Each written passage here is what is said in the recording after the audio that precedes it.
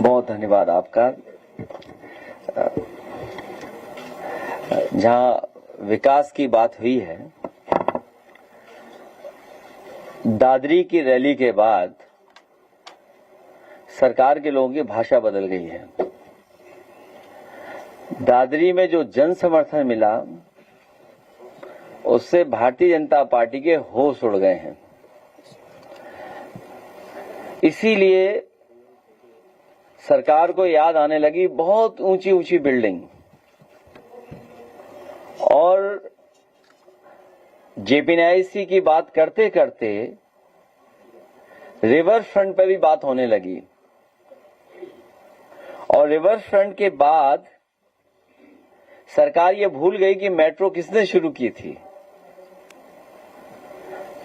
अपने भाषणों में बीजेपी के लोग कहने लगे कि मेट्रो भी उन्हीं ने चलवाई है। तो जनता पूछ रही है, ये बात असल में कह रहे हैं कि असर से कह रहे हैं? असल में कह रहे हैं कि असर में।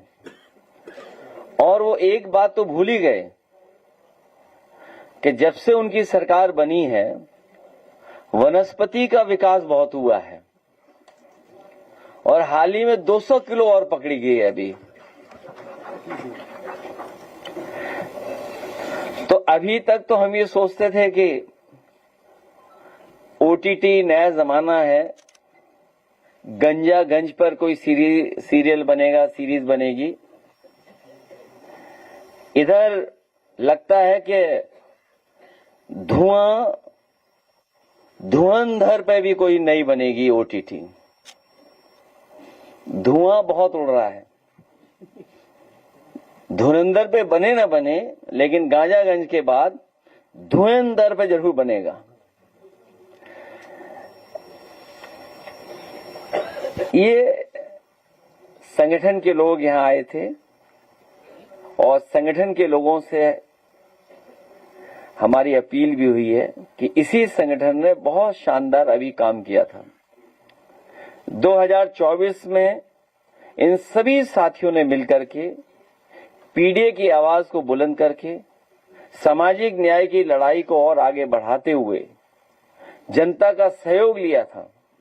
हम सब मिलकर के आने वाले समय में पीडीए की सरकार बनाकर के सामाजिक न्याय के राज की स्थापना करने के लिए हम संकल्प लेकर के जा रहे हैं। और ये हम लोगों की जानकारी में है कि जैसे ही चुनाव अन्य प्रदेश के समाप्त होंगे, पूरी भारतीय जनता पार्टी की फौज, बटालियन, जो कुछ है वो उत्तर प्रदेश में आ जाएगी। हम लोग दूर से ही देख रहे हैं कि अन्य प्रदेशों में जहां चुनाव चल रहा है वहां इलेक्शन कमीशन और बीजेपी मिलकर के क्या क्या काम कर रही है। उन सब से भी हम संगठन के लोग सावधान रह करके उनकी साजिश षड्यंत्र को समझते हुए उत्तर प्रदेश में पुनः समाजवादी सरकार बने, उसके लिए हम लोग जमीन पर काम करेंगे। और जिस समय सरकार बनेगी तो अच्छे दिन तो लाए नहीं लोग, लेकिन बुरे दिन जाने वाले हैं, ये तो जनता जान गई है।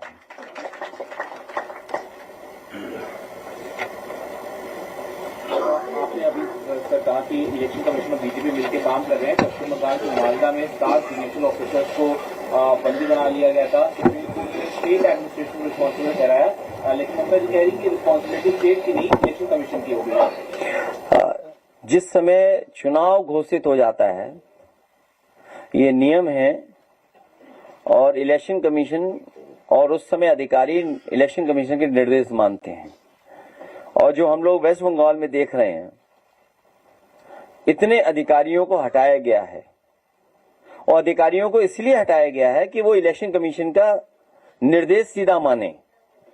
तो अगर कोई घटना घटी है और किसी तरह की कोई बात सामने आई है, तो इलेक्शन कमीशन इसलिए भी जिम्मेदार बनता है क्योंकि चीफ सेक्रेटरी और डीजीपी और बड़े बड़े अधिकारी बंगाल में हटाए गए हैं। हमारा सवाल यहां ये बनता है कि पिछली बार जब यूपी का चुनाव हुआ था तो क्या इतने ही अधिकारी हटाए गए थे? और समाजवादी पार्टी ने लगातार शिकायत की थी अधिकारियों की कि ये अधिकारी भारतीय जनता पार्टी के एजेंट बनकर के काम कर रहे हैं। एक भी अधिकारी नहीं हटाया गया और बाई इलेक्शन बहुत करीब से हम लोगों ने देखा। हालांकि अब वो अधिकारी भी निराश हैं, भारतीय जनता पार्टी के भ्रष्टाचार की वजह से दुखी हैं, उनसे जो काम लिया जा रहा है उससे वो परेशान हैं, क्योंकि उनसे काम तो ले लिया लेकिन जो उन्हें न्याय देना था वो न्याय नहीं मिला उन्हें।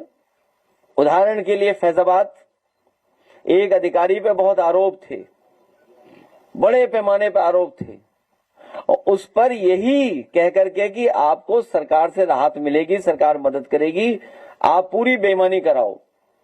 उसने बेईमानी तो करा दी लेकिन अभी उसे राहत ही नहीं मिली।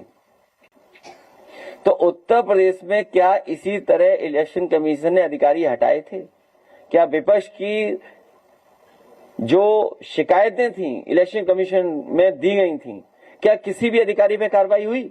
और आपके सामने तो ये एग्जाम्पलरी काम है कि नंदलाल जो दस्तखत नहीं कर पाता है, अंगूठा मारता है, उसके भारतीय जनता पार्टी ने दस्तखत करा लिए।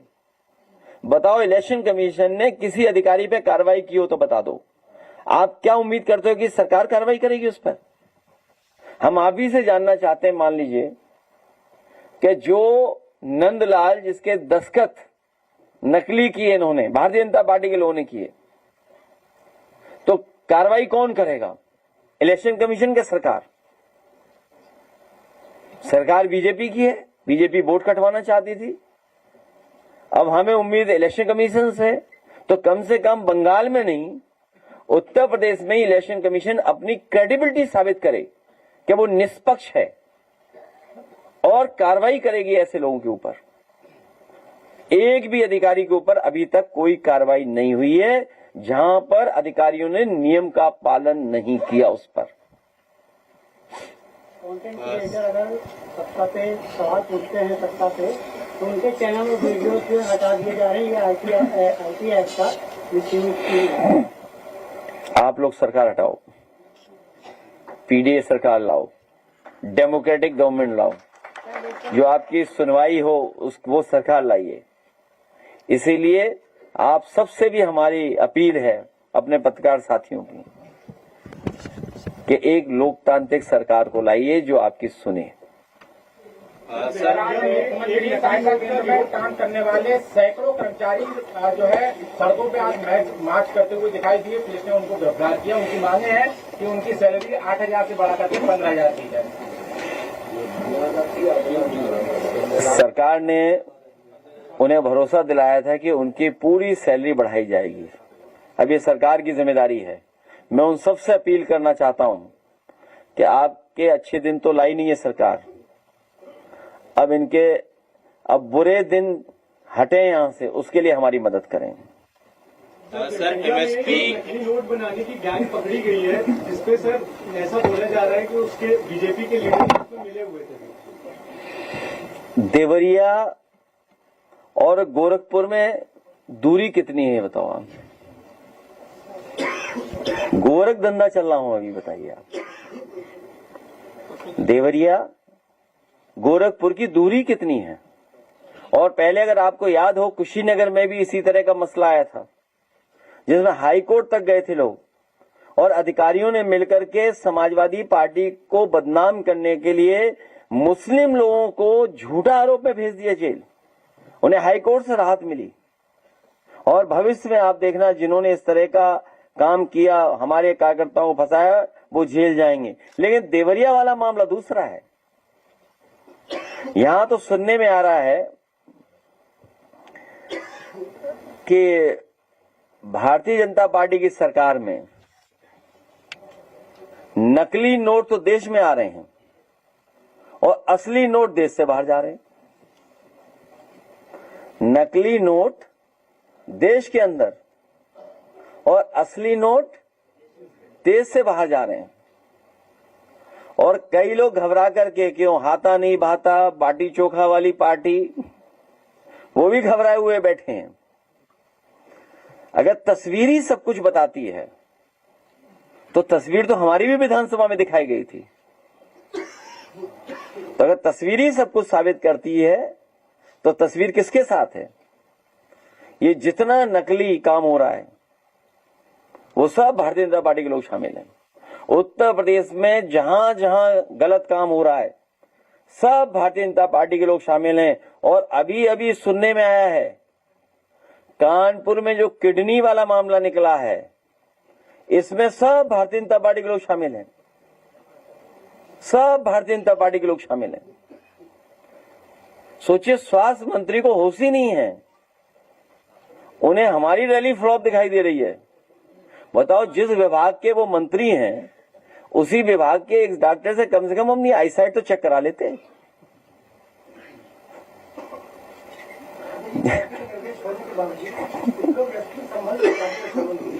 हैं?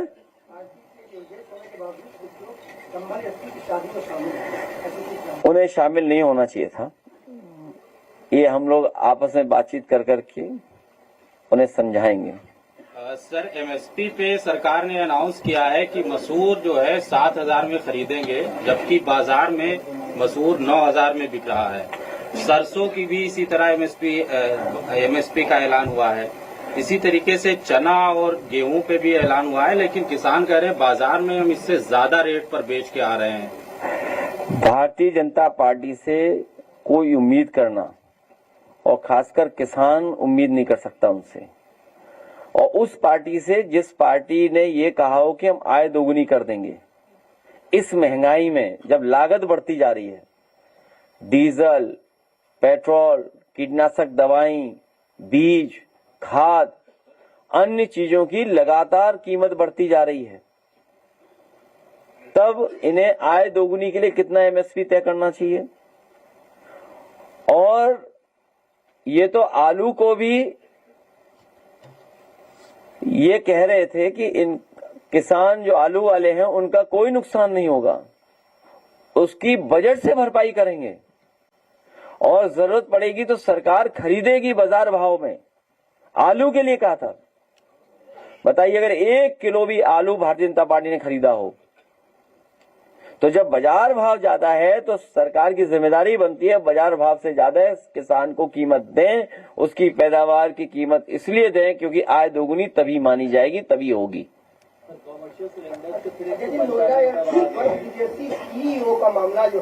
गैस कहाँ है? एलपीजी का नया फुल फॉर्म लापता गैस। अभी किलो पे भी बहस है, अभी ऑफिशियल नहीं है। आपके कई चैनलों ने ये दिखाया कि जो 14.2 किलोग्राम का है वो 10 का बिकेगा, 10 का मिलेगा, लेकिन सरकार डिनाई कर रही है उस बात को लेकर के। अब बताओ, हम लोग नापने जाएं क्या वजन? सर, एक आईएएस अधिकारी है रिंकू सिंह रागी, जिसने रिजाइन करा है और साथ में कहा है कि एक पैरेलल सिस्टम गवर्नमेंट का चल रहा है जो कि ऑनेस्ट ऑफिसर्स को काम नहीं करने दे रहा है। उन्होंने ठीक ही कहा है, और भ्रष्टाचार चरम सीमा पर है, चरम सीमा पे सरकार में। कोई कल्पना नहीं कर सकता था कि इतना भ्रष्टाचार बढ़ जाएगा।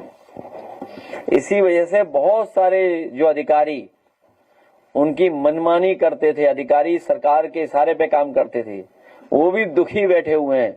वो भी सरकार को हटाने में और पीडीए की सरकार बनाने में पूरा योगदान करने जा रहे हैं। वस्तु संपत्तियों पर नई नियमावली में आने जा रही, कह रहे हैं कि भ्रष्टाचार रुक जाएगा। जो खुद ही भ्रष्टाचार में शामिल है उनसे क्या उम्मीद करोगे आप? ग्रीन रोड पे गए हो, वो क्या बनाए? ग्रीन हाईवे क्या बोलेंगे आप? Green corridor. ग्रीन कॉरिडोर पे चल के आओ कभी आप, तो आपको पता लग जाएगा कितना भ्रष्टाचार हुआ। ग्रीन कॉरिडोर, और ये पूरे प्रदेश के लोग हैं। भारतीय जनता पार्टी के लोगों से कहो कि पानी की टंकी के नीचे खड़े हो जाएं और प्रेस करें, और जो वहां कर्मचारी हो उससे कहो कि पानी भर दे पानी की टंकी में। बताओ कितने भारतीय जनता पार्टी के लोग खड़े हो जाएंगे वहां नीचे? क्यों नहीं खड़े होंगे? क्योंकि उन्हें पता है कि जैसे ही पानी भरेंगे उसमें भारतीय जनता पार्टी के भ्रष्टाचार के दबाव नहीं सह पाएगी पानी की टंकी। दादरी में आपकी जनसभा देखने को मिली, अब अगली जनसभा आप कहाँ पर करने वाले हैं और मथुरा में कब जाएंगे? पिछली बार भी यही सवाल था, इस बार भी यही है। मथुरा पिछली बार ये बताओ कितनी बार है मथुरा? नहीं, मथुरा में क्योंकि लगातार लोग मुझसे पूछ रहे हैं। अभी पिछले वीक के दिन गई थी तब परसे वाले बाबा की हत्या हुई थी, तो मैंने गांव में कवर किया था। वहाँ पे लोग कह रहे थे कि समाजवादी पार्टी के राष्ट्रीय अध्यक्ष अगर वहाँ आते हैं तो हमें कुछ और देखने को मिलेगा। हमारी पूरी सहानुभूति उन लोगों के साथ है। हाँ, इस तरह की हत्या, इस तरह के काम नहीं होने चाहिए। और जहां तक रैली का सवाल है, हम लोग अपनी वोटर लिस्ट ठीक करके अगली तारीख बहुत जल्दी दे देंगे। किसानों की जमीनें छीनी जा रही है लखनऊ में। समाजवादी सरकार बनवाइए, सर के रेट बढ़ा करके मुआवजा पाइए। और जहां से ये आते हैं, ये खुद जानते होंगे, लखनऊ में 2 गांव शिफ्ट हुए थे, 2 गांव, और पूरे के पूरे गांव के लोगों की जो जो डिमांड थी वो पूरी की गई थी। और उसी का परिणाम है कि किसानों को बाजार भाव का मुआवजा दे करके रिकॉर्ड टाइम में आगरा लखनऊ एक्सप्रेसवे बनवाया था।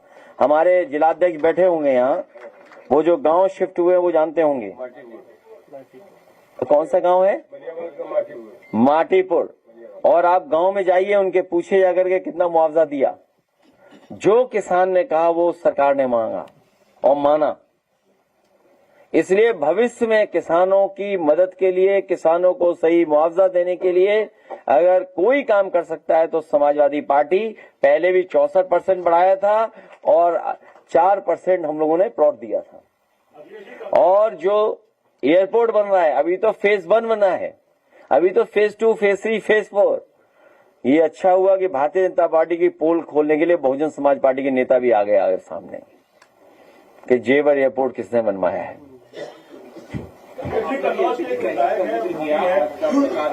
लंबी हो सकती है तो उसके गवर्नमेंट को क्या स्टेप लेंगी? गवर्नमेंट बाबा कह रही है और लंबी चलेगी तो किस तरह से जाएगा? हम सरकार को कुछ नहीं बताना चाहते हैं, हम लोग खुद सरकार में आना चाहते हैं।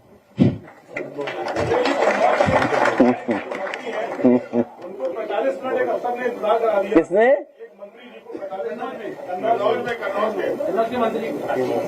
तो सोशल मीडिया पे लगातार वो सरकार के खिलाफ भी लिख रहे हैं। कौन लिख रहा है? एक कचौड़ी एक समोसा। हमें बीजेपी वालों पे नहीं भरोसा। अभी बदल जाएंगे।